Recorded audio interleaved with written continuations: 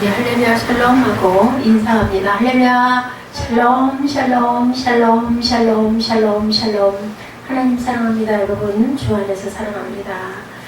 이 장애물을 극복하게 해주시는 하나님, 우리 성령의 위로로라고 제목을 본문에 있는 내용 중에서 발췌를 해봤습니다. In the comfort of the Holy Spirit, 성령의 위로 찾아보니 그렇게 나와 있더라고요. 오늘 사무엘 사도행전 9장 23절에서 새벽 예배 때문에 사무엘 상하가 입에 붙었네요.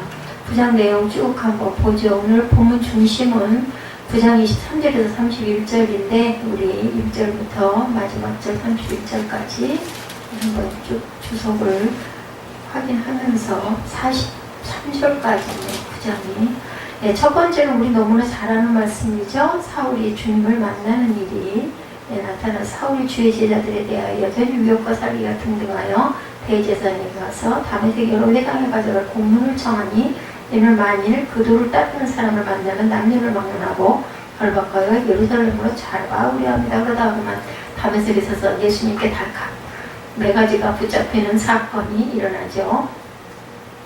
교회에 대한 사울의 증언은 엄청 컸습니다. 예수를 믿지 않았으니까, 예수님이 하느님의 아들이라는 걸 믿지 않고 하나님에 대한 열심은 아주 극심했던 그러한 사울, 그죠? 나중에 이제 바울로 불려졌지만 뭐 이것은 헬라어와 아람어의 차이일 뿐입니다. 똑같은 동일인죠. 그런 대제사장에 가서 다메섹의 여러 회당에 갈 공문을 청했다. 1, 2절에 나타나죠. 사울은 스데반의 설교를 듣고 마음이 상한 사람들 중에 한 사람으로 당연히 어때요? 스데반을 사내들인 앞에 고발했을 것입니다. 아마 가장 앞장섰을 것이고, 그래서 스데반의 옷을 사울 앞에 두었더라 하고 처형하는 부분에 보면 나오죠. 또한 사울은 스데반의 죽음에도 지도자로서 적극적인 역할을 했다는 것을 우리가 앞장을 쭉 공부해 오면서 보았습니다. 그런 다메섹의 성도들을 열심히 핍박했죠.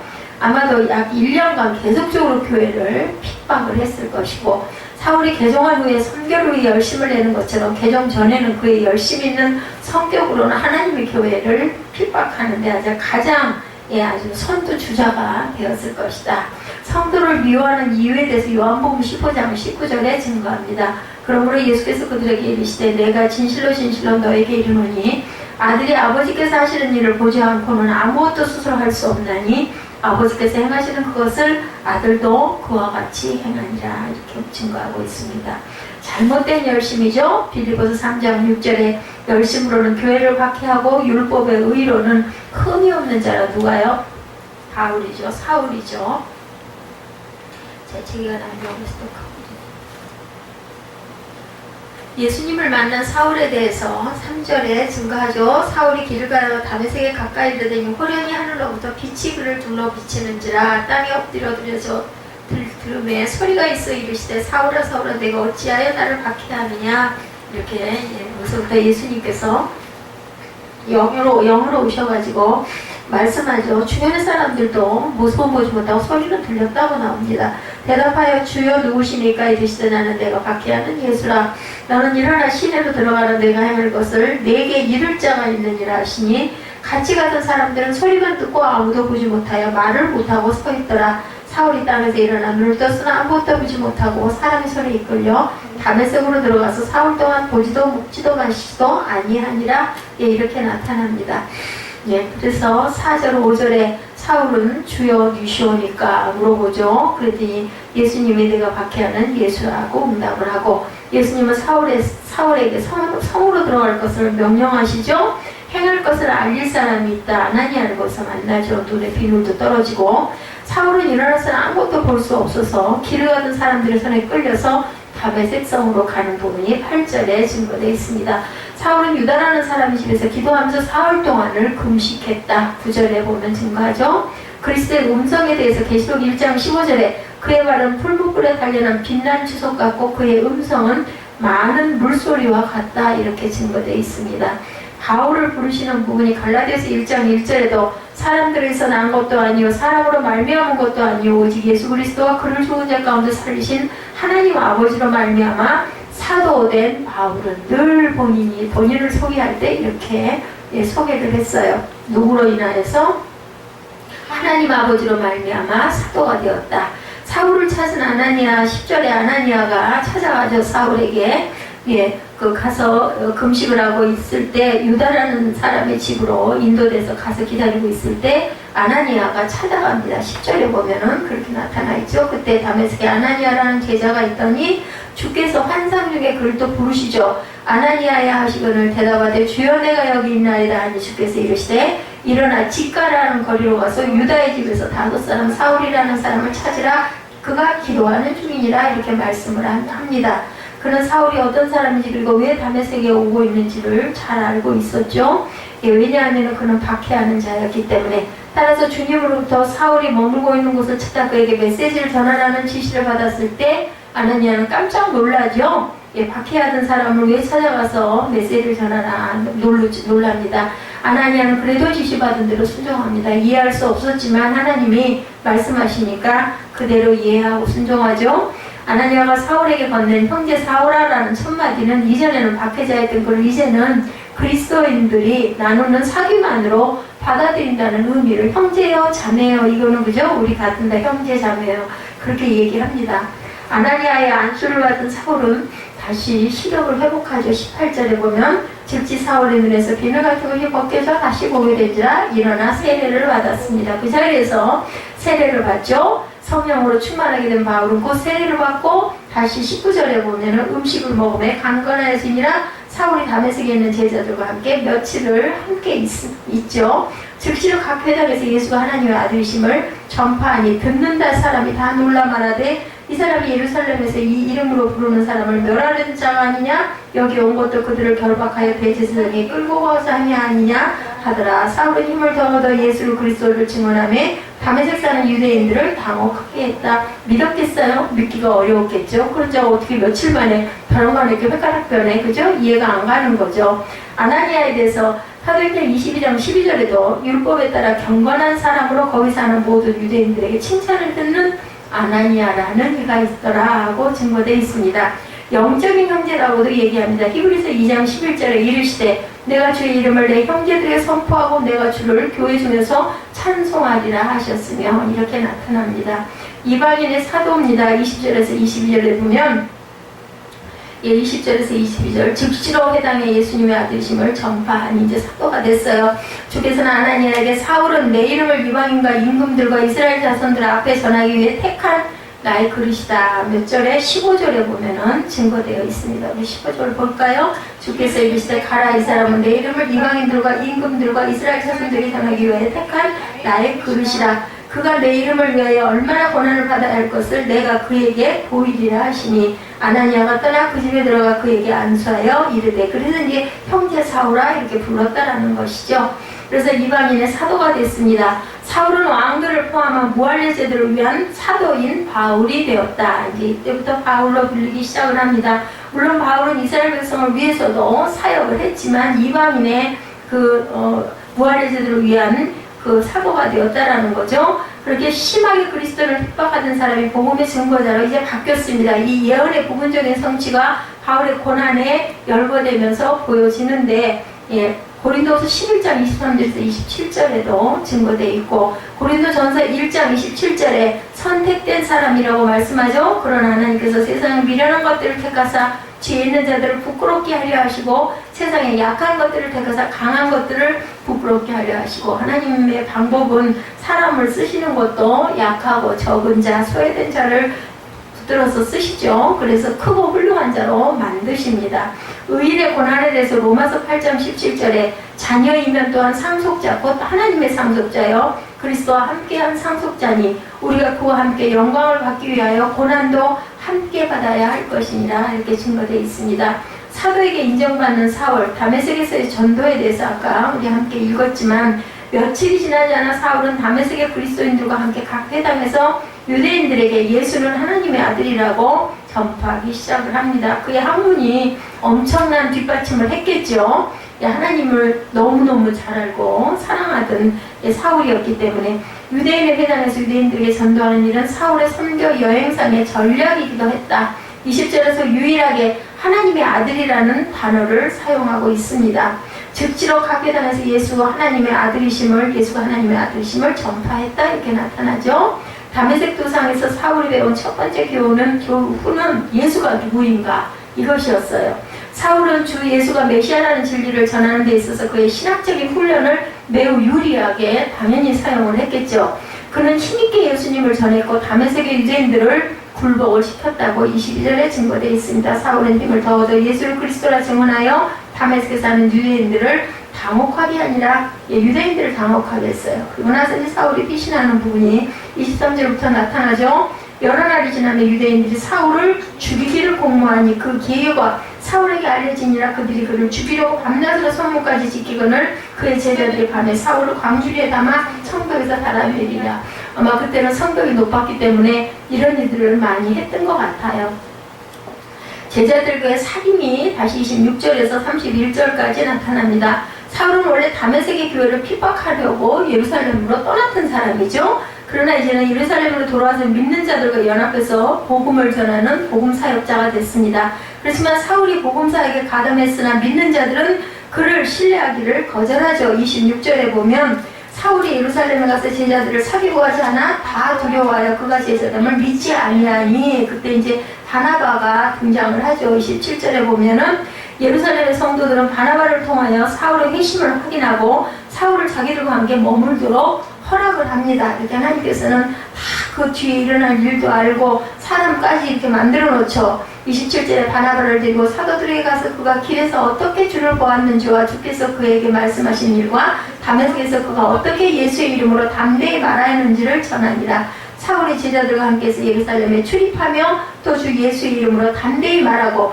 헬라파 유대인들과 함께 말하며 변론하니 그 사람들이 죽이려고 힘쓰거늘 형제들이 알고 가이사라로 데리고 내려가서 다소로 보냅니다. 또 피난도 보냅니다. 안 되겠으니까. 그리하여 온 유대와 갈릴리와 사마리아 교회가 평안하여 든든히 서가고 주를 경외하고 성령의 위례로 진행하여 수가 더 많아지더라. 예, 오늘 본문 내용은 여기까지인데 우리가 전체를 지금 살펴보고 있습니다. 거기에서도 사울은 예수의 이름을 담대히 전했다. 그리고 나서 예루살렘의 형제들은 그를 가이사라로 데리고 가서 그의 고향 다소로 보내서 왜요? 죽이려고 쫓아다니니까 안 되겠어요. 위험하니까 피난을 보낸 겁니다. 바나바에 대해서 사도행전 4장 36, 7절에도 증거합니다. 구브로에서 난 레위족 사람이 있으니 이름은 요셉이에요. 이 바나바가 사도들이 일컬어 바나바라 번역하면 위로의 아들. 그렇죠? 예, 4장 37절에 그가 밭이 있음에 팔아 그 값을 가지고 사도들의 발 앞에 둔 일로 인해서 그냥 아나니아와 삽비라 같은 사람이 나타나죠. 성도의 교제에 대해서 요한일서 1장 7절에 그가 빛 가운데 계신 것 같이 우리도 빛 가운데 행하면 우리가 서로 사귐이 있고 그 아들 예수의 피가 우리를 모든 죄에서 깨끗하게 하실 것이요. 빛 가운데서 행하면 서로 사귐이 되고 예수의 피가 우리를 깨끗하게 하신다. 베드로의 기적에 대해서 32절에서 35절에 증거합니다. 베드로는 유다 근방의 순회 선교에 참여하여 루다로 가죠. 32절에 보면 루다의 얘기가 나옵니다. 거기에 도루가 죽은 도루가 살리는 내용도 아마 나올 겁니다. 루다에서 그는 8년이나 침상에 놓여있는 중풍병자 애니아를 그리스도의 능력으로 기적적인 치유를 하죠. 32, 34절에 보면 고넬료야 하나님이 내 기도를 들으시고 그리고 중간을 고넬료 집에서 설교하는 부분도 쭉 나오는데 우리가 아는 부분이긴 하지만 그래도 짚고 넘어가죠. 베드로의 이야기 나오는 부분부터 이게 10장에서 베드로 이야기가 나오는데 베드로가 중풍병자를 고치다가 나옵니다. 베드로가 중풍병자 사울의 제자들과 함께해서 예루살렘에 출입하며 29절에 예수의 이름으로 담대히 말하고 헬라파 유대인들과 함께 말하며 변론하니 그 사람들이 죽이려고 힘쓰거늘 형제들이 알고 가이사라로 데리고 내려가 다소로 보내니라. 31절에 그리고 중풍병자 고친 일이 32절부터 그때 베드로가 사방으로 두루다니다가 루다에 사는 성도들에게로 내려갔더니 거기서 애니아라는 사람을 만나며 그는 중풍병으로 침상에 누운 지 8회라. 베드로가 이르되 애니아야 예수 그리스도께서 너를 낫게 하시니 일어나 내 자리를 정돈하라 한데 곧 일어나니 루다와 샤론에 사는 사람들이 다 그를 보고 주께로 돌아오니라. 요바에 다비다라는 여제자가 있으니 여기서 이제 다비다 얘기가 나오죠. 그 이름을 번역하면 도루가라 선행과 부자한 일이 심이 많더라. 제가 10장 부분을 공부를 했기 때문에 거긴가 했더니 다행히 9장 말미에 나와 있네요. 예, 베드로의 기적이 31절 35절에 룻다에 가서 이룬 기적을 읽어봤죠. 8년이나 침상에 누워있던 중풍병자 애니야, 그리고 그 결과 많은 사람들이 주께로 돌아오는 일, 또한 욥바에서는 다비다라는 한 사랑스러운 여제자를 죽음에서 살리는 일이 36절에서 다비다는 가난한 자의 구제로 유명하죠. 36절부터 43절까지 증거되어 있습니다. 예, 그때 병들어 죽음에 시체를 씻어 다락에 누였어요. 도르가가 죽었기 때문에. 근데 그가 선행과 구제하는 일이 심히 많았다. 36절에 룻다가 욥바에서 가까운지라 제자들이 베드로가 거기 있음을 두고 두 사람을 보내어 지체 말고 와달라고 간청하여 베드로가 일어나 그들과 함께 가서 이름에 그들이 데리고 다락방에 올라가니 모두 과부가 베드로 곁에 서서 울며 도르가가 그들과 함께 있을 때 지은 속옷과 겉옷을 다 내보이거늘 베드로가 사람을 다 내보내고 무릎을 꿇고 기도하고 돌이켜 시체를 향하여 이르되 다비다야 일어나라 하니 그가 눈을 떠되 베드로를 보고 일어나 앉는지라 베드로가 손을 내밀어 일으키고 성도들과 과부들을 불러들여 그가 살아난 것을 보이니 온 욥바 사람이 알고 많은 사람이 주를 믿더라. 베드로가 욥바에 여러 날 있어 시몬이라는 무두장이의 집에서 머무니라. 이런 기적이 일어나니 사람들이 얼마나 많이 놀래고 얼마나 많이 회심을 했겠나. 한 사람이 주께 헌신할 때 놀라운 일이 벌어짐을 우리는 성경의 많은 부분에서 보게 되죠. 오늘 결론으로 사울의 회심이 그러합니다. 그 자신이 유대교에서 훈련받았던 많은 시간을 통해서 하나님께서는 그가 알 수 없는 방법으로 선교를 준비시킨 거예요. 여러 가지를 미리. 우리는 모르죠. 우리는 모르고 그냥 이 길 저 길 찾아서 뭔가를 행하고 나가면 나중에 보면 하나님께서 그걸 쓰시려고 미리 준비시켰다는 것을 우리가 알게 됩니다. 그가 철저하게 주님을 대적했을 때에도 하나님께서는 때가 되면 부르셔서 이방인의 사도로 이렇게 삼고 세우시죠. 근데 이 사울에 이게 있었던 것은 저는 이제 전부터 느낀 게 이 열정적인 마음, 그리고 하나님을 향한 사랑, 이런 부분들은 하나님께서 인정을 하셨기 때문이고, 예수에 대한 거는 모르니까 믿지를 못했던 거고, 하나님 모욕한다. 사람이, 왜냐하면은, 그죠? 예, 요셉의 아주 가난뱅이, 목수의 아들인데 어떻게 하나님의 아들이냐, 그렇게 생각할 만해요. 그렇기 때문에 예수께서 직접 나타나셔서 사울을 깨닫게 하십니다. 더욱 놀라운 것은 그를 맞아들이는 공동체의 결단과 열려있는 모습이, 오늘 우리 본문을 쭉 읽었지만 사울이 소중하듯이 그 공동체도 귀하다. 공동체 안에서 이제 받아들이는 일에 징검다리 노릇을 바나바가 합니다. 그죠? 위로의 아들이죠. 라이언 홀리데이가 쓴 돌파력이라는 책에 나오는 이야기입니다. 어느 임금이 대로 한복판에 커다란 바위를 가져다 놓고 도시를 드나드는 사람들의 출입을 막아버리려고 합니다. 그리고 숨어서 백성들의 반응을 지켜봤어요. 지나가는 사람 대부분은 바위를 치우려고 애쓰는 척하다가 포기해버리죠. 무거워서 만질 수도 없으니까. 어떤 사람은 불평을 늘어 놓습니다. 여러 종류입니다. 심지어 임금에게 비난을 퍼부는 사람, 왜 길 한가운데다 이런 바위를 놔가지고 지나가지도 못하게 이랬겠죠. 이 일을 어떻게 하면 좋으냐고 또 발을 동동 구르는 사람도 있습니다. 포기를 하는 사람, 불만을 얘기하는 사람, 그리고 임금을 욕하는 사람, 아이고 도대체 여기를 지나갈 건데 이걸 어쩔 거야 하고 발을 동동 구르는 사람. 어떤 사람은 자신의 불운을 탓하기다. 나의 재수 없으려니까 이제 이렇게 했겠죠. 많은 사람들이 지나갔지만 정말로 뭔가 현실적인 대책을 마련하려고 노력하는 사람은 아무도 없습니다.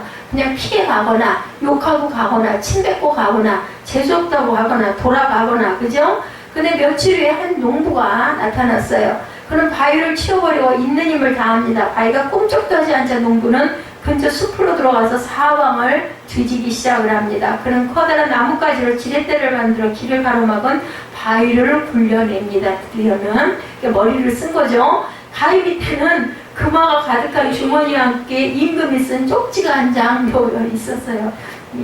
우리 쉬운 옛날 말로 노다지를 캔 거예요. 그죠? 모든 장애물 속에는 더 나은 현실을 만들 기회가 숨어 있다는 사실을 잊지 말라고. 쪽지에는 이런 말이 써져 있었던 거예요. 임금이. 모든 장애물 속에는 더 나은 현실을 만들 기회가 숨어 있다는 사실을 잊어버리지 말아라. 예수님을 구세주로 영접하고 사는 저와 여러분은 장애물 앞에 어떤 유형의 사람들일까 아까 제가 소개했잖아요. 그죠?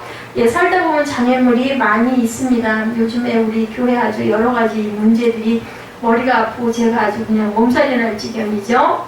못마땅한 외모로 인해서 아니면 가난으로 인해서 우리 그냥 직접적인 것들을 찾아보면, 아니면은 질병, 아니면 내가 좀 더 공부를 더 많이 했었으면 좋았을 텐데 학력 또 능력이 부족해서 저처럼 능력이 부족한 사람은 없을 거예요. 혼자는 아무것도 못하는 일들이 이렇게 일어나니까 아주 그냥 앞이 깜깜합니다. 어디다가 손을 내밀 데도 없고 그 장애물을 어떻게 대처하느냐에 따라서 우리의 미래 인생이 달라진다. 제가 늘 사무엘을 염려하는 부분이 그거예요. 하나님께서 주어주신 게 분명히 있을 건데 그 길은 누가 개척을 하고 가요? 본인이 그거를 개척을 하고 올바른 길로 가야 되는데 만약에 그걸 깨달지도 못하고 노력하지 않으면 결국은 실패하고 마는 인생이 되죠. 이렇기 때문에 다윗은 골리앗이라는 장애물을 만났지만 만군의 야훼 이름으로 장애물을 삼키고 목동에서 뭐가 돼서 왕이 됐죠. 아까 그 농부가 그저 그 지렛대를 만들어가지고 치웠더니 금화가 한 주머니가 나오고 거기에 그런 쪽지가 있었던 것처럼 그 사람의 인생은 완전히 바뀐 거예요. 그죠? 삼손은 드릴라라는 장애물을 만나서 드릴라에게 삼킴을 당해 사사에서 죄수가 되고 또한 장님이 되어버립니다. 똑같은 가나안인이라는 장애물을 만났지만 10명의 정탐꾼은 장애물 앞에 메뚜기가 돼서 광야에서 다 죽어버렸어요. 그죠? 그리고 여호수아와 갈렙은 장애물을 먹고 가나안 땅을 차지합니다. 이렇게 아주 정말 천차만별이라는 거 똑같은 사건을 만나도 같은 장애물이라고 그것을 어떻게 처리하느냐에 따라서 그것이 보약이 될 수도 있고 독약이 될 수도 있고 생명이 될 수도 있고 사망이 될 수 있다. 어떻게 대처하느냐에 따라서 디딤돌이 되기도 하고 걸림돌이 되기도 한다. 우리는 걸림돌을 만들지 말고 딛고 일어나야 되겠죠. 장애물을 극복하면 장애물보다 더 큰 사람이 될 수 있고 장애물이 더 큰 길을 만들 수 있는 기회가 될 수도 있다는 것.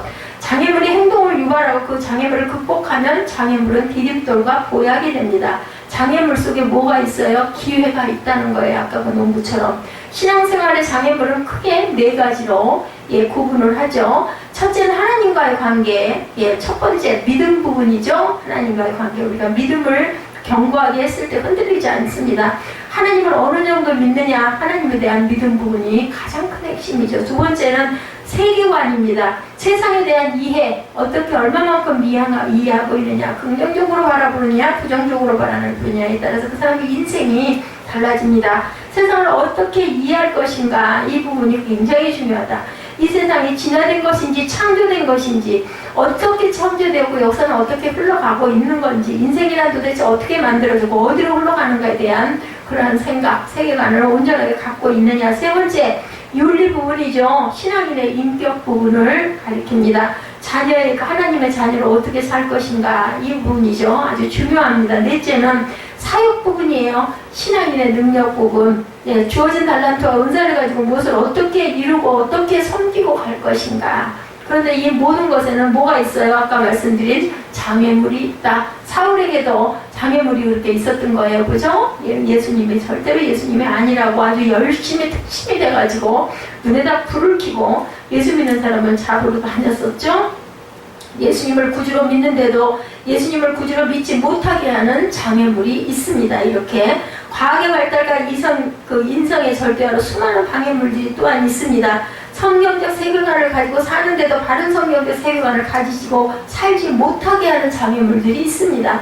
성령의 열매가 주렁주렁 맺히게 하는 성숙한 신앙인이 되는데도 당연히 장애물이 있죠. 그래서 그거는 사탄의 역사다, 이런 얘기를 많이 하죠. 직장에서, 교회에서, 가정에서 주어진 사역을 바르게 하는데도 장애물은 즐비합니다. 부부관계에도 그렇죠. 자녀와의 관계에도 그렇습니다. 직장에서도 그렇습니다. 사회 어느 단체에서도, 심지어는 제가 하고 있는 수영장에서도 그런 부분이 아주 매일 비일비재하게 일어납니다.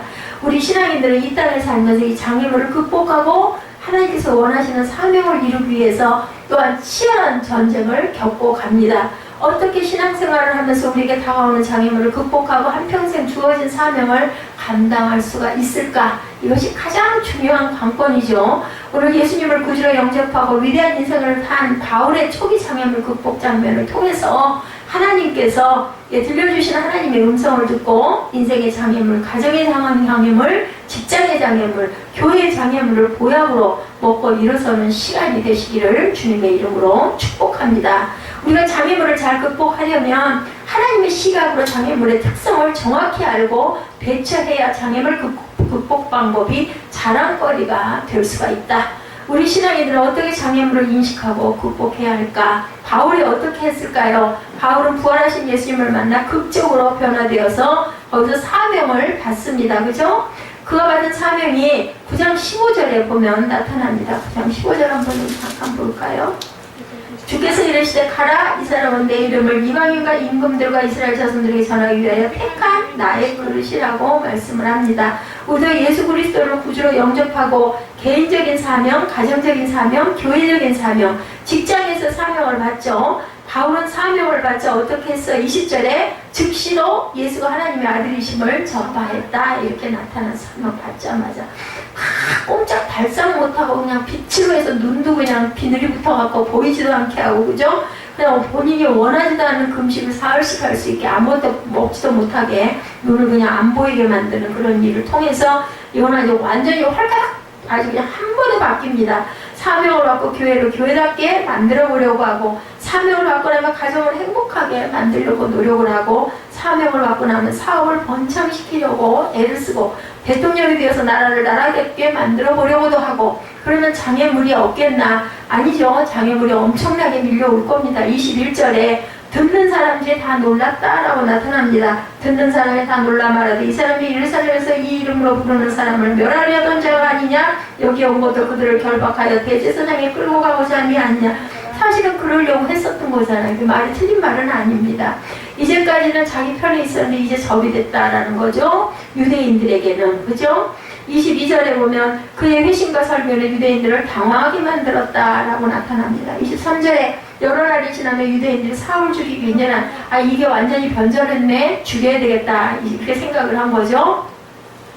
여러 날은 19절 하반절에 며칠과는 달리 상당히 긴 기간을 말하고 있습니다. 19절 하반절에 보면 뭐라고 나왔냐면 음식을 먹으며 강건해지더라. 사울이 다메섹에 있는 제자들과 함께 며칠 있을세. 이것과는 너무나 다른 여러 날이다 라고 나타나. 여러 날이 지나면, 그러니까 긴 공모를 한 거예요. 죽이려고 긴 기간을 말하죠. 사울이 다메섹에 있는 제자들과 함께 며칠 있을세. 그것과는 다르다. 바울이 지속적으로 예수님을 전하니까 위기감을 느끼고 이제는 안 되겠다, 사울을 죽여야 되겠다, 예수님을 죽이려고 했던 거랑 똑같죠. 24절에 밤낮으로 성문을 지켰다고 나옵니다. 그 계교가 사울에게 알려지니라. 그들이 그를 죽이려고 밤낮으로 사울이 나타나기만을 기다리고 요놈 잡자 하고 성문을 지켰어요. 그의 제자들이 밤에 사울을 광주리에 담아 성벽에서 달아내렸어요. 걸어서 못 나가니까 몰래 오밤중에, 그죠? 성벽에서 달아내립니다. 고린도후서 11장 32절에 보면 아레나 왕의 방백이 성을 지켰다고 바울이 말하고 있습니다. 유대인들이 나바티안족의 방백을 매수하여서 행정력과 군사력을 동원하여 사울을 잡고자 했어요. 그 유대인들이 어떤 사람들이었냐면은 전에는 예수 믿는 사람들을 결박하도록 위임할 정도로 신뢰한 사람이고 마음을 같이하였던 사람들, 9장 1, 2절에 증거하는 그런 사람들이었다. 사울이 주의 제자들에 대하여 여전히 유혹과 살기가 등등하여 대제사장에 가서 다메섹 여러 회장을 가져갈 공문을 청하니 이는 만일 그 도를 따르는 사람을 만나면 남녀를 막론하고 결박하여 예루살렘을 사려, 이런 사람들이었다라는 거죠. 예, 유대인들은 바로 이렇게 죽이려고 했던 그런 사람들. 그러나 변화된 그를 보고 이제 그들은 사울을 죽이려고 공모했다고 23절과 29절에 증거합니다. 자신들에게 이익이 될 때는 악원이었지만 불이익을 줄 때는 이제 적이 된 거예요. 유대인들에게는. 이것이 우리가 사는 인간 세상이기도 하다라는 겁니다. 바울은 조직적으로 자신을 제거하려고 하는 이 엄청난 인간 장애물을 돌파하는 부분이 25절에 보면은 야반 도주를 했어요. 그죠? 예, 그 동료들이 도와가지고 성벽으로 달아서 바구니를 달아 내립니다. 광주리를 태워서 죽음 앞에서도 로마의 권력 앞에서 당당했던 사도 바울의 인품을 생각하면 진짜 말도 안 되는 짓을 한 거예요. 정말 기가 막히고 창피스러운 일이죠. 광주리를 타고 야반도주하는 것이 장애물을 극복하는 방법이었다. 다메섹에서 바울의 설교를 듣고 회심한 제자들이 그 방법을 당연히 권했을 거예요. 그렇게라도 해서 지금은 도망가고 살아야 된다라고 했을 것이고, 그것을 그대로 그렇게 하겠다라고 자존심을 버리고 비우고 수치심 같은 것들을 모든 걸 다 비워버리고 그대로 합니다. 정면 돌파를 하지 않고 몰래 광주를 타고 도망가는 것을 수치로 생각하지 않았는데, 이 사람이 만약에 그 전에, 그죠? 예수를 믿지 않았을 그 전 그 유대인들과 함께 그런 일을 막 열심을 갖고 할 때 같았으면 정말 굉장한 수치였을 거예요. 그런데 바울이 먼 훗날 이 사건을 언급할 때 이야기가 있습니다. 고린도후서 11장 30절에서 33절에 보면 뭐라고 얘기를 했나 우리 한번 볼까요? 고린도후서 11장 30절에서 33절입니다. 읽어보죠. 내가 부득불 자랑할진대 나의 약한 것을 자랑하리라. 주 예수의 아버지 영원히 찬송할 하나님의 나의 거짓말 아니하는 줄을 아시느니라. 다메섹에서 아레다 왕의 방백이 나를 잡으려고 다메섹 성을 지킬세 내가 광주리를 타고 들창문으로 성벽을 내려가 그 손에서 벗어났노라. 그 사건을 자랑거리로 이렇게 얘기를 했다라는 거죠. 광주리를 타고 야반도주한 것은 바울의 약함과 비천함을 대표적으로 보여주는 것인데도 오히려 그것을 조금도 부끄럽게 여기지 않고 자랑합니다. 그 이유는 하나님의 약한 자신을 사용하고 계시다라는 증거라는 거죠. 하나님의 관점에서 장애물을 바라봅니다. 자기 자신이 잘나서 하나님이 사용한 것이 아니라 하나님의 은혜를 주고 약하고 약한 자신과 같이 정말 말도 안 되는 그러한 인물을 하나님의 뜻을 이루기 위해서 사용했다라는 증거예요. 나는 야반도주로 광주리를 타고 했다. 자신의 자존심 지키기 위해서 하나님이 주신 사명을 절대로 나는 망각하지 않는다라는 뜻이기도 하다. 어떻게든 살아서 예수님이 그리스도라는 사실을 이방인들과 이방 임금들에게 전달해야 하는 것이 바울의 사명이었기 때문에 살아남아야 된다라는 거죠. 예, 이 사명을 이루기 위해서는 모든 수치를 감당하고라도 장애물을 극복해야 한다는 것을 말씀하고 있는 거죠. 장애물을 만났을 때 하나님의 시각으로 우리는 바라봐야 된다. 일단은 골리앗이라는 장애물을 만난 다윗처럼 가나안이라는 장애물을 만난 여호수아와 갈렙처럼 하나님의 시각으로 이해하고 바라볼 줄 알아야 된다. 만군의 야훼 이름으로 하나님의 함께 하시는 저들은 우리의 답이라는 시각으로 장애물을 보았었어요. 여호수아와 갈렙은. 하나님이 주신 사명을 이루기 위한 방법이면 어떤 수치도 상관없다는 거. 세상 사람들이 어떻게 보든 말든 이것은 하나님의 뜻을 이루는 방법이라면 나는 할 거다. 창피할 게 없고 수치스러울 게 없다라는 얘기입니다. 예수님은 십자가를 통해서 인류를 구원하려는 사명을 감당하기 위해서 인간의 억울함도 감당하죠. 침뱉음도 당하고, 그죠? 옷찢김도 당하고, 그죠? 가시면류관도 마다않고 쓰고, 그죠? 모든 것들을 다 힘든 채찍도 맞습니다. 모욕도 참고 핍박도 견디고, 네가 유대인의 왕이냐? 뛰어내려가라. 뭐 이렇게 비양거리는 것도 다 당합니다. 옆구리에 박히는 창도 피하지 않죠. 가시면류관도 못 박힘도 피하지 않았습니다.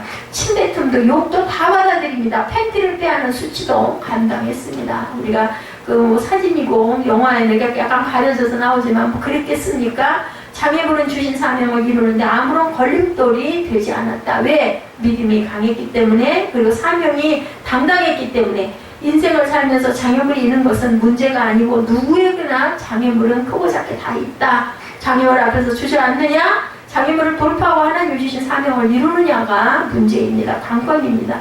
요셉도, 모세도, 엘리야도, 그죠? 전부 장애물이 있었습니다.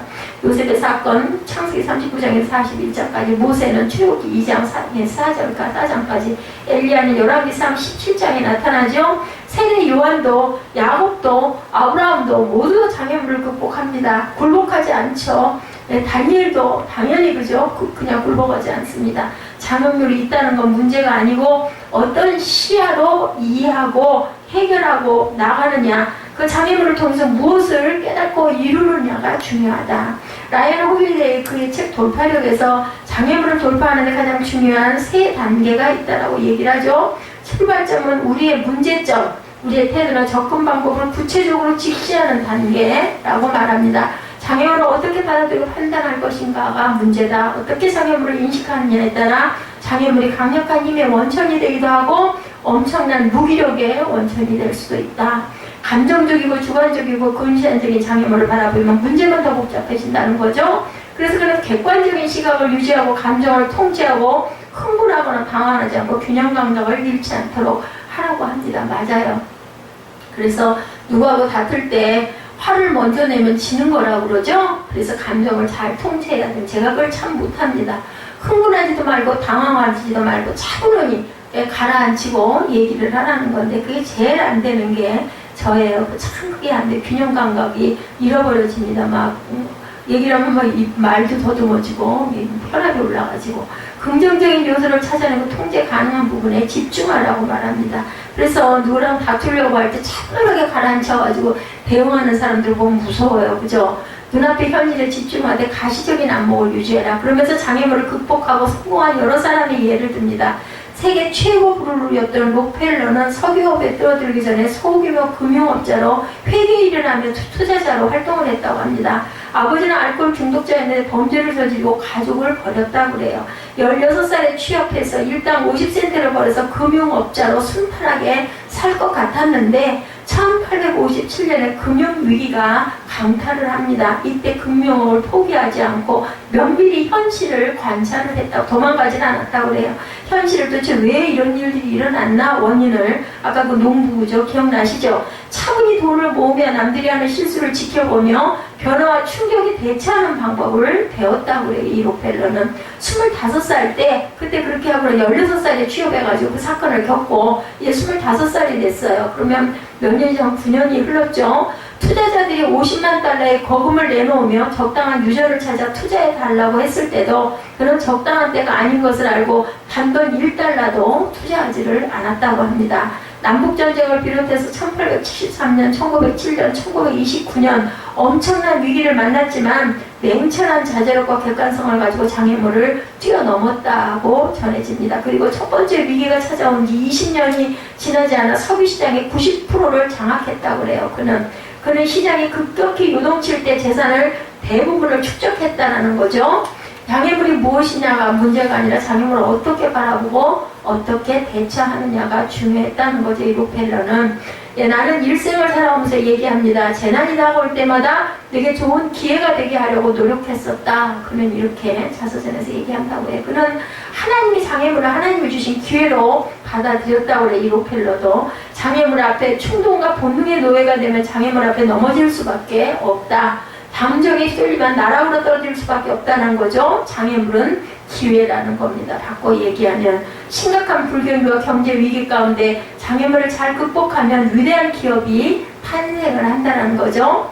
페덱스는 1974년 석유파동 때, UPS는 1907년 공황 때, 월트 디즈니가 사는 1929년의 시장 붕괴 때, 휴렛 패커드는 1935년 대공황 때, 스탠더드 석유는 남북전쟁 때, 제너럴 모터스는 1907년 공황 때, 마이크로소프트는 1973년에서 75년 경기 침체 때 장애물을 딛고 일어선 기업이라고 증거하고 있습니다. 실제 포춘지가 선정한 500대 기업 가운데 절반은 경기가 하락세로 돌아서거나 불황이 한창일 때 첫 발을 내디뎠다라는 분석을 하고 있다는 거예요. 우리 신앙인들은 장애물을 만났을 때 하나님의 시각으로 장애물을 정확한 특성을 알고 대처하고 하나님 주신 기회로 우리가 활용을 해야 되겠다. 장애물을 어떤 시각으로 보느냐에 따라 그것이 디딤돌이 될 수도 있고 거침돌이 될 수 있다는 것, 독약이 될 수도 있고 보약이 될 수도 있고, 우리 좋은 것도 너무 많이 먹으면 그게 오히려 몸에 해롭다고 그러죠. 독약이 된다고 그러죠. 회피와 후퇴의 이유가 될 수도 있고 도전과 도약의 발판이 될 수가 있다. 어떻게 대처했던 인생의 장애물이 먼 훗날 아무에게도 말 못하는 수치덩어리가 아니라 우리의 자랑거리가 되도록 우리가 만들어 가야 되겠다. 우리가 장애물을 극복하려면 하나님께서 주신 사명을 붙들고 믿음의 행동으로 돌파하고 나아가야 되는데, 그를 죽이려는 유대인들만 바울의 장애물이 아니었죠. 그가 아군으로 생각했던 그리스도인들도 그의 장애물이었습니다. 26절에 보면은 말씀하고 있죠. 오늘 보면 26절에 사울이 예루살렘에 가서 제자들을 사귀고자 하나 다 두려워하여 그가 저희가 제자됨을 믿지 아니하였다라고 나타납니다. 그래서 바나바가 그것을 막아주기도 하죠. 이 말씀은 다메섹 사건 바로 후에 일어난 사건처럼 되어 있지만 갈라디아서 1장 18절에서 보면 3년 후에 일어난 일이라고 합니다. 그가 아라비아 광야에서 3년 동안 훈련을 받았어요. 예루살렘에 들어와서 15일 동안 머물렀고, 이때 자신을 반갑게 맞이해줄 것으로 알았던 사도들과 신앙의 동지들은 바울을 다 두려워했다는 거. 바로 일어난 일이 아니라 광야에서 3년 있다 돌아왔을 때 불렀어요. 그 바나바가 같이 사역하자고, 그죠? 그랬을 때 바나바가 그를 변호해 줬다라는 겁니다. 그가 제자됨을 믿지 않죠. 예루살렘 교인들로부터 의심을 받았다. 여기도 장애물이 있습니다. 사울의 회심을 직접 본 것이 아니라 소문만 들었기 때문에 예루살렘 교인들은 사울을 신뢰할 수가 없었던 거고, 그의 회심을 상식적으로 납득할 수도 없고, 악명 높았던 그가 위장하고 신앙인을 잡아 죽이려고 전략적으로 변신한 것이라고 생각할 수도 당연히 있었을 겁니다. 사명을 이루기 위해 나가는데 인정해 주지 않고 의심하는 아군의 장애물을 어떻게 극복해야 할까? 집을 잘 만들어 보려고 하는데 아내가 남편이 의심을 합니다. 서로가 서로를. 직장을 잘 만들어 보려고 하는데 동료들이 또한 의심을 합니다. 교회 생활을 잘해보려고 하는데 목사가 아니면 장로가 권사가 의심을 합니다. 전 지금도 잊히지가 않아요. 지금 꿈의 교회죠? 식당에서 봉사를 좀 하겠다고 그랬더니 그거를 같이들 생각해 보겠다고 그러더니 안 되겠다라고 얘기하는 거. 식당에 들어가서 설거지 하겠다고 그랬거든요. 한마디로 은혜를 받아가지고 뭔가 좀 꼭 하고 싶어가지고. 이렇게, 그죠? 장애물들이 있는 거죠. 27절에 바울을 사도들 앞에 보증해주는 인물 바로 바나바죠. 그는 자신의 소유를 팔아 교회에 바친 사람이고 예루살렘 교인들에게 신임을 굉장히 받은 사람이죠. 그가 사도들에게 바울이 다메섹에서 회심한 것이 진실이라는 것을 보증을 해주는 거죠. 반대하는 것이 아니라 진정 자기 편이 되어줄 사람을 하나님께서 누가 붙여주셨다. 그게 사람의 일인 것 같지만 사실은 하나님의 역사다. 예, 신비하죠. 생각해보면. 지나보면 정말 신비한 일들이 많습니다. 바나바와 사울은 혈연지연 학연의 연고가 있는 사람이 절대로 아닙니다. 단지 예수님을 구주로 믿는다는 공통점 하나만 갖고 있을 뿐이고, 바나바의 도움을 받은 바울은 예루살렘에서 29절을 본 주 예수 이름으로 담대히 말하죠. 헬라 철학의 영향을 받은 헬라파 유대인들과 변론을 합니다. 오줌이나 학문이 깊었으면 변론이, 그랬기 때문에 학문을 공부했다라는 거예요. 여러분들, 나아갈 길을 열심히 닫고 달려가시기 바랍니다. 내 인생에 5년, 10년, 20년 후에 무슨 일이 일어날지는 우리는 아무도 모릅니다. 10년, 15년 후에도 무슨 일이 일어날지. 그렇기 때문에 하나님께 먼저 구하고 감동이 왔을 때는 열심히 달려가시기 바랍니다.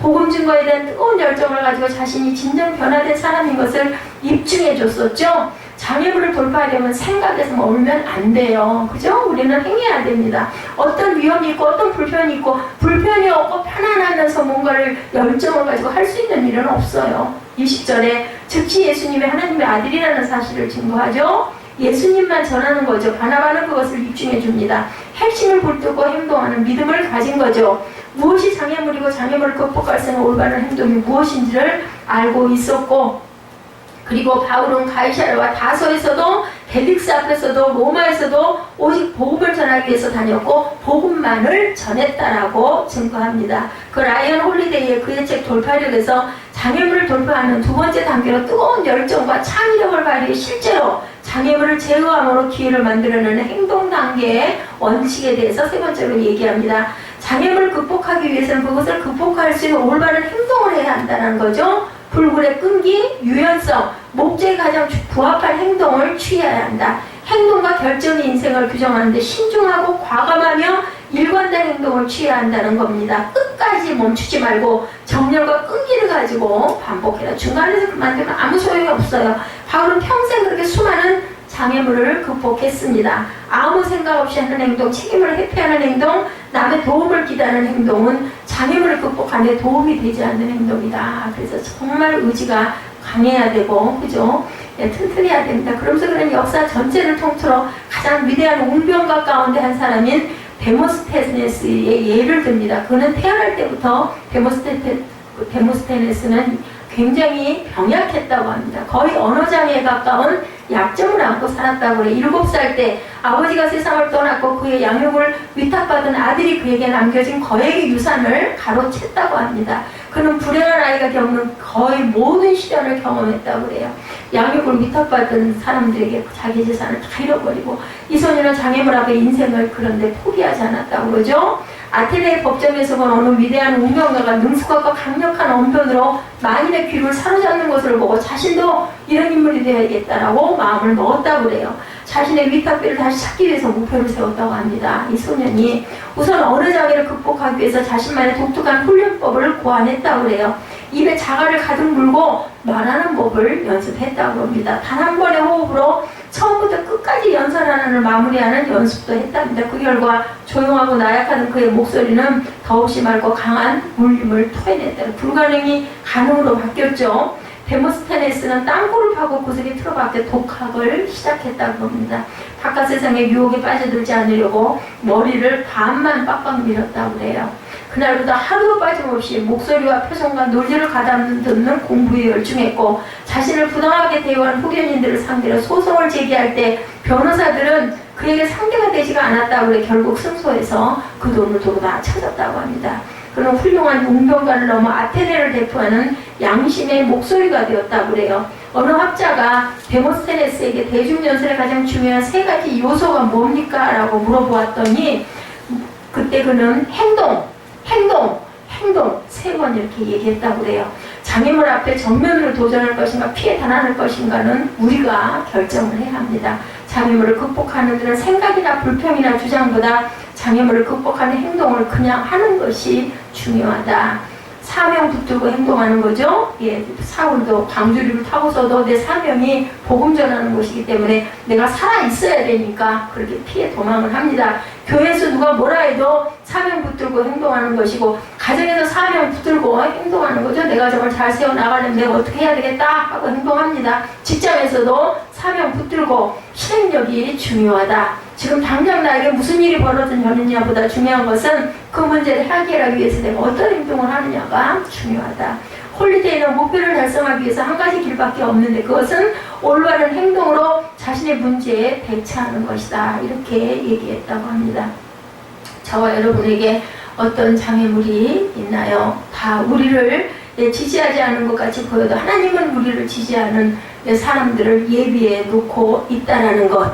중요한 것은 우리가 장애물을 극복하려면 하나님께서 주신 사명을 붙들고 믿음의 행동으로 돌파하고 나아가야 된다. 세 번째, 우리가 장애물을 잘 극복하려면 하나님께서 이루신다는 믿음으로 장애물을 정복해야 된다. 바울에게 어떤 장애물이 다가와요? 시대만이 순교당한 후 헬라파 그리스도인들이 흩어지는 후 소홀히 했던 헬라파 회당의 유대인 사역을 감당했을 때 바울은 다른 사도들과 달리 길리기아 다소 출신으로 헬라 말에 능숙했습니다. 29절 하반절에 보면 유대인들의 논증을 통해 치고 들어오는 바울을 반박할 수가 없자 바울을 죽이려고 했었다. 너무 잘하니까. 예루살렘에서 다시 헬라 말을 사용한 유대인의 음모에 죽음의 위기를 당합니다. 스데반을 죽인 유대인들이 다시 사울을 죽일 음모를 꾸몄겠죠. 다메섹에서 살해당할 뻔했는데 예루살렘에서도 살해 위협을 받습니다. 그래서 신앙인들이 바울을 가시아라에 보내고 다시 그곳에서 배를 태워서 사울의 고향인 다소로 보내죠. 그의 고향에 가면 안전하다고 생각했겠죠. 그러나 바울은 그것을 안 좋게 받아들일 수도 있었을 것인데, 형제들이 자신의 편을 들어주지 않는다고 생각할 수도 있었을 것인데, 자신들의 유익을 위해 자신을 따돌린다고도 생각할 수가 있을 것인데, 싫어할 수도 있을 것인데 어떻게 했어요? 고향에 가서 어떻게 됐어요? 더 고통을 받을 것이고 배신자라는 말을 들을 것이고 이중인격자라는 말을 들을 것이고, 그러나 그는 그것을 따릅니다. 왜? 하나님을 믿었기 때문에. 하나님께서 분명히 나를 보호하실 것이고 거기서도 내게 어떤 일을 주실 것이다 라고 하나님의 뜻을 받아들이죠. 이 같은 순환은 16절에서 이미 예수께서 말씀하신 것처럼 바울이 당해야 할 고난이 이방인 선교를 위해 져야 할 십자가다. 16절에 특한 나의 그릇이다라고 얘기를 하면서 그렇게 말씀하고 있죠. 15절 16절에 그가 내 이름을 위하여 얼마나 고난을 받아야 할 것인가 내가 그에게 보이리라. 그러니 고난은 아예 그냥 맡아놓은 당상이다라고 각오를 한 거예요. 사도행전 20장 18절 이하에 나온 바울의 간증을 보면 속히 예루살렘에서 나가라. 그들은 내가 내게 대하여 증언하는 말을 듣지 아니하리라고 하나님께서 말씀하십니다. 떠나가라. 내가 너를 멀리 이방인에게 보내리라고 말씀합니다. 사람의 사고 형태는 최종적 사고와 관련적 사고가 있다고 합니다. 예수 믿게 되면 모든 것을 하나님과 관련시켜 생각하고 주신 사명과 관련시켜서 생각하고 장애물에 대해서 대처한다는 거예요. 하나님께서 나를 이렇게 쓰시려고 이런 일도 내게 주셨나 이렇게 생각을 연관해서 자꾸 한다는 거죠. 주신 사명은 내가 이루는 것 같지만 믿음 가지고 나가면 궁극적으로 하나님이 이루어 주신다. 바울이 죽지 않고 살아난 거 25절에 그의 제자들이 25절에 보면 살리죠. 가는 사울을 광주에 담아서 성벽에 달아내립니다. 30절에 보면 이름 없는 형제들이라고 증거하고 나타나죠. 형제들이 알고 갈시아로 데리고 내려가 다소로 보냅니다. 뭐 이름도 안 나타났어요. 그죠? 그가 어떻게 사도들과 정상적인 관계를 가지게 되었나? 28절에 보면은 뭐라 그래? 사울의 제자들과 함께 있어 예루살렘에 출입하며 또 주 예수의 이름으로 담대히 말하고 누구로 인해서? 바나바로 인해서 이런 은혜를 있을 수 있게 하나님께서 다 예비해 놓으셨다. 우리가 붙들어야 할 것은 사명이고 예수께서 부탁한 사명을 이루기 위해서 저와 여러분은 살아있다. 지금 죽을 때가 아니라 사소한 일에 우리가 목숨을 걸 때가 아니라는 겁니다. 장애물 붙들고 신음하지 말고 끝까지 사명을 붙들고 장애물을 뭘로? 먹이로 삼고 사명을 이루어야 된다. 장애물이 크면 클수록 장애물보다 더 크신 하나님의 사명을 우리는 굳게 붙들고 나가야 된다. 어떤 장애물이 온다 해도 그 사명을 이룰 때까지 놓지 않고 장애물을 돌파해버리는 것, 이것이 바로 나에게 주신 사명, 하나님이 이루어 주시는 믿음이라는 겁니다. 나의 달려갈 길을 다 가기까지는 하나님이 나를 버리지 않는다라는 바울의 그 고백, 그죠? 하나님이 주신 사명 모든 장애물을 극복하고 이루신다는 믿음을 갖는 저와 여러분들이 되셔야 할 줄로 믿습니다. 나의 갈 길 다 가도록 예수 인도하시니 내 주 안에 있는 긍휼 어찌 의심하리요. 믿음으로 사는 자는 하늘 위로 받겠네. 무슨 일을 만나든지 만사 형통하리라. 나의 갈 길 다 가도록 찬송가, 나의 마지막 호흡 다 하도록 나놓고 십자가 품게 하시니 나의 나 된 것은 다 하나님의 은혜라. 우리가 찬송할 때 이렇게 입술로 고백하죠. 거듭해서 장애물이 다가오면 사람들은 사명을 포기할 수가 있습니다. 가정의 사명, 자녀의 사명, 교회의 사명, 직장의 사명을 포기하기도 합니다. 그러나 우리 신앙인은 어떤 장애물이 다가와도 하나님께서 반드시 이루어 주신다라는 믿음을 가지고 사명을 포기하지 말고 끝까지 죽음이 나를 점령할 때까지를 달려가야 되겠죠. 라이언 그 홀리데이의 그의 책 돌파력에서 장애물을 돌파하는 세 번째 단계로 거듭된 실패와 난관에 대처할 수 있는 내적 자아를 배양하고 유지하는 의지 단계를 증거하고 있는데, 주님을 우리가 항상 믿고 의지하는 것은 운명을 바꾸는 가장 강력한 무기가 내면의 힘, 의지에 있다, 이렇게 얘기합니다. 그러면서 그는 링컨을 예로 들죠. 극심한 우울증과 싸우며 2차례나 자살이라는 극단적인 선택을 했던 링컨. 가난한 시골에서 태어나 어려서 어머니를 잃고 학교를 다니지 못하죠. 청년 시절에 사랑하는 여인을 또한 잃습니다. 죽어서 빚으로 고생을 하고 수많은 실패를 하죠. 그러나 그의 의지와 인내는 타의 추종을 불허할 정도로 탁월했다. 남북전쟁을 승리로 이끌고 노예를 해방시키고 미국을 하나로 만든 대통령이 되죠. 모든 장애물을 이기는 그의 가장 큰 힘은 의지력이었다라고 얘기합니다. 그러나 링컨이 모든 장애물을 극복한 것은 자기를 기반으로 나온 의지력이 아니라 하나님을 믿는 신앙에서 나의 의지력이다라고 고백을 하죠. 링컨이 제일 좋아하는 격언은 이 또한 지나가리라 라는 말이었다고 합니다. 분명히 지나갑니다. 저도 그런 생각을 많이 합니다. 우리는 하나님이 이루신다는 믿음으로 어떤 장애물도 돌파하고 이것도 갈 것이라는 것을 우리가 알죠. 그렇게 더웠잖아요. 근데 그냥 한순간에 그냥 가을바람이 불지 않습니까? 지나갑니다. 하나님 오늘날도 저와 여러분 안에 지금도 이 자리에 살아계시죠. 부활하신 예수님은 오늘도 우리와 함께 하시고 성령 하나님은 오늘도 우리에게 힘으로 능으로 못하는 것을 이룰 수 있도록 좌정하시고 만들어 주십니다. 장애물은 내 힘이 아니라 하나님께서 돌파하신다. 그것을 우리는 믿고 행하고 나아가기만 하면 된다는 겁니다. 사명을 이루며 홀로인 것 같은 엘리야에게 하나님은 바알에게 무릎 꿇지 않는 7,000일을 남겨두셨다고 하죠. 도망가는 야곱에게 하나님은 내가 너와 함께 있어 내가 어디로 가든지 너를 지켜주겠다. 창세기 28장 15절이죠. 너를 이끌어 이 땅으로 돌아오게 할지라 내가 네게 허락한 것을 다 이루기까지 나를 떠나지 아니하리라고 말씀합니다. 살인자로 민족 앞에 서기를 두려워하는 모세에게 출애굽기 3장 12절에 하나님이 가라사대 내가 정녕 너와 함께 있으리라. 내가 백성을 애굽에서 인도해낸 후에 너희가 이 산에서 하나님을 섬기리니 이것이 내가 너를 보낸 증거니라. 주님을 떠나보내고 홀로 남은 제자들에게 마태복음 28장 20절에 내가 너에게 분부한 모든 것을 가르쳐 지키게 하라. 볼지어다 내가 세상 끝날까지 너희와 항상 함께 있으리라 하시니라고 말씀합니다. 광야 생활을 하던 이스라엘 백성들에게도 신명기 2장 7절에 내 하나님 야훼가 너희 하는 모든 일에 내게 복을 주고 내게 이 큰 광야에 두루 행함을 알고 내 하나님 야훼가 이 40년 동안을 너와 함께 하였으므로 내가 부족함이 없었느니라 이렇게 말씀합니다. 홀로 가는 인생길이 아니고 수많은 장애물이 있을 때 하나님이 저와 여러분과 함께 그 장애물을 돌파하고 사명을 이루도록 만들어 주신다고 하나님 말씀하죠. 로마서 8장 28절에 우리가 알거니와 하나님을 사랑하는 자 곧 그 뜻대로 부르심을 입은 자들에게 모든 것이 합력하여 선을 이룬다고 말씀합니다. 우리가 이해하지 못할 장애물을 만나도 하나님을 주님을 사랑하는 자의 사명을 이루어 주시고, 문제는 네가 나를 사랑하느냐 이게 문제라는 것.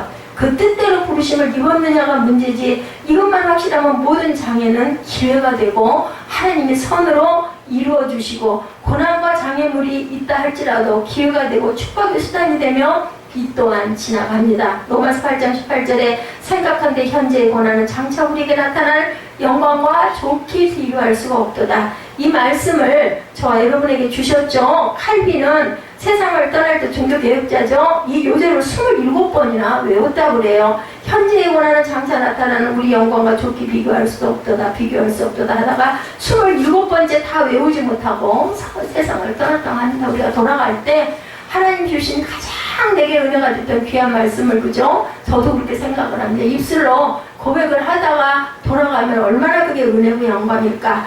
천국에 안 갈래 안 갈 수가 없지 않겠어요? 그 길을 향해서 가고 있으니 고린도후서 4장 17절에 우리의 잠시 받는 혼란에 경한 것이 지극히 크고 영원한 영광에 중한 것을 이루게 하미니 우리의 돌아보는 것은 보이는 것이 아니요 보이지 않는 것이니 보이는 것은 잠깐이요 보이지 않는 것은 영원함이라. 이렇게 말씀합니다.